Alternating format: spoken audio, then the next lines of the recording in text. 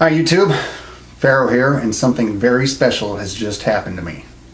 Well, actually it happened about an hour ago, but it took some time to go through the course, but let me explain. I get a ring on my doorbell, and I answer the door, and there are these two lovely, beautiful women in front of me wearing black name tags. Yeah. Missionaries. They were very nice, very cordial, very smiling, everything, very happy, nice people. I really liked them.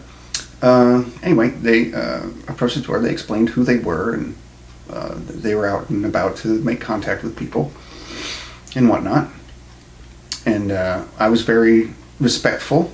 I didn't cuss. I didn't pick my ass or anything like that. I was very much a gentleman in front of them, and I explained that I was an atheist. And as soon as those words left my mouth, they collectively went, and that kind of threw me off, because it was like, oh, they're already looking at me in a bad light. And they asked me why I am an atheist, and I gave them my standard answers. I had questions that religion couldn't answer, and so I went seeking for answers to my questions, and I found answers in scientific reasoning that explained the answers to my questions that religion never did. And so they were very nice, and they understood, and then they made what could possibly prove to be a huge mistake. They invited me to their church to take a tour. They said, it's right down the road, you can follow us in our car, and we'll give you a guided tour and explain to you what we're all about. And I thought about it, and I was like, sure, that sounds like a good idea. Let's go do that. So sure enough, I grabbed my car keys and followed them all the way down to their very pretty church. It's newly built. They said it's about a year old, so they haven't been there for long. And they proceeded to give me a tour. There's also a third woman that was also in the car that did not approach the door. So I have three beautiful young ladies escorting me around their church and telling me all about Christ and all that stuff that I already know about. And first thing we did when we got into church is they wanted to say a prayer. So I said, okay, you three can go ahead and pray if you want to. I'm going to sit this one out, because I don't do those sorts of things. And they were fine with that.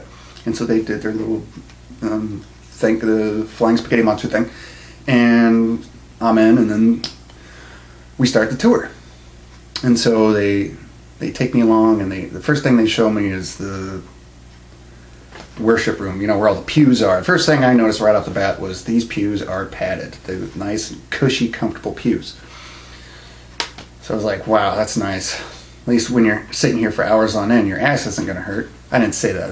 I thought that. I didn't cuss. I didn't say anything bad. I was a perfect gentleman in front of these ladies at all times. First thing I noticed is they don't have a big, gigantic cross with Jesus nailed to it right up at the front. There's no cross whatsoever.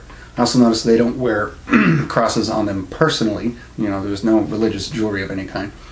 So I was like, okay, that's something different. And they started explaining, God and Jesus and the Holy Spirit and all this yada, yada, yada. And I just let them talk. And then when they let me talk, I would let them know just how much of their Bible I have read. And so I expunged all of my religious information that I had absorbed, and I kind of impressed them that someone like me would know so much about what they claim to be the experts on. So anyway, we go on with the tour, and I'm doing what I always do. I'm asking questions. Why does this way, and why do you believe this, and what do you do this for, and all this, and they're trying their best. I could see one of them was really frustrated, I should say, at my questions, kind of like I was asking questions that there weren't answers to, but she was trying to explain it anyway. And they took me around, and they showed me the classrooms, and They have a lot of classrooms. They seem to divide their people up in a whole bunch of different rooms throughout the service to do various activities and stuff. Another thing I noticed is they have a full-size basketball court in the middle of their church. First thing I did was, why is this here? Why is there a basketball court in the middle of your church? What does playing basketball have to do with worship? And they kind of explained that, you know, good hearty physical activity is necessary to being a good Christian. And I said, well, yeah, but you can do that outside of the church. It does. I mean, why is it placed in the worship center? And they said, well, we do other activities in here besides, you know, basketball and stuff. Nobody plays basketball here on Sundays. This is more. They explained it's like a community center where on Sundays it's a place of worship, and the rest of the week it's a community center where people can get together and share activities or something like that. So it's like, okay. So we get done with the tour, and they asked me if I have any more questions. I'm like, I have tons of questions. I could spend hours explaining questions. And they said, well, we have another appointment we have to get to. And I'm like, oh, I'm very sorry that I'm wasting your time. And they said, no, it's not a waste of our time. I was like, okay. So we go on rambling, and then they give me a free gift. Ta-da! I got this for free. Check it out. I've never had one before. All right, I've never read this before. You know, I've read this multiple times. I've never read this. This ought to be interesting. So anyway, they gave me this to read, which I'm going to do. And they put down their, I'm not going to show it to you, but they put down their contact information. So that if I have any questions about any of the stuff in here that I just don't understand, I can call them. And they will better explain it for me. And not only that, but I have an appointment next Tuesday that I will go back to the church, and we'll talk about this and other things and questions like that. So basically what I've done is I've turned their little recruiting effort into I'm forcing them to see what atheism is all about, basically. They've swung their hook out, and they've caught a fish, but they don't know what kind of fish they've caught yet. So, one of two things is going to go on here. Number one, my atheism is going to be put to the test, which I'm totally open to. Because if I am not doing things the right way, I shouldn't continue to do them. So this is going to test my atheism.